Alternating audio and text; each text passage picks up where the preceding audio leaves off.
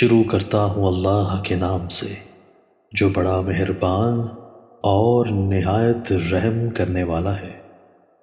حضرت سعد بن عبادہ رضی اللہ تعالیٰ عنہ سے روایت ہے کہ میں نے رسول اللہ صلی اللہ علیہ وآلہ وسلم کی خدمت میں عرض کیا کہ حضرت میری والدہ کا انتقال ہو گیا ہے، میں ان کے لیے کچھ صدقہ کرنا چاہتا ہوں، تو کون سا صدقہ زیادہ بہتر اور زیادہ ثواب کا ذریعہ ہوگا؟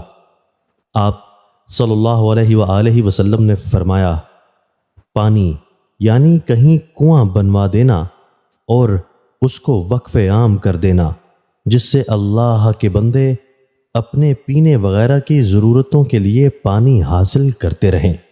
چنانچہ انہوں نے ایک کنواں کھدوا اور بنوا دیا اور کہا کہ یہ میری والدہ ام سعد کے لیے ہے کہ اس کا ثواب ان کو پہنچتا رہے۔ تشریح: اس واقعہ کی بعض روایات میں یہ تفصیل ذکر کی گئی ہے کہ حضرت سعد بن عبادہ رضی اللہ تعالیٰ عنہ کی والدہ کا جب انتقال ہوا تو وہ سفر میں تھے۔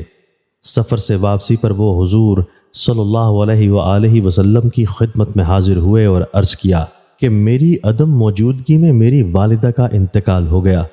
میرا خیال ہے کہ اگر میں موجود ہوتا تو وہ اپنی آخرت کے لیے صدقہ وغیرہ کی وصیت کرتیں۔ اب میں ان کے ایصال ثواب کے لیے صدقہ کرنا چاہتا ہوں، تو کس طرح کا صدقہ بہتر اور ان کے حق میں زیادہ ثواب کا باعث ہوگا؟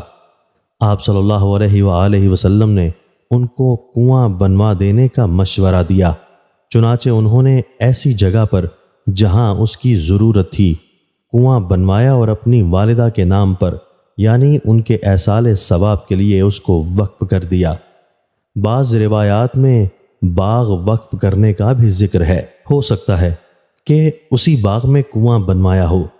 حضور صلی اللہ علیہ وآلہ وسلم کے زمانہ میں اور آپ صلی اللہ علیہ وآلہ وسلم کی ہدایت پر وقف کی یہ دوسری مثال ہے۔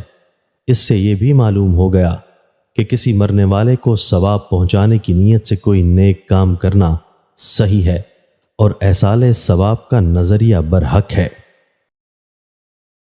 دوستو، اللہ تعالی ہمیں ان احادیث مبارکہ پر عمل کرنے اور اپنی زندگیوں کو سنوارنے کی توفیق عطا فرمائے۔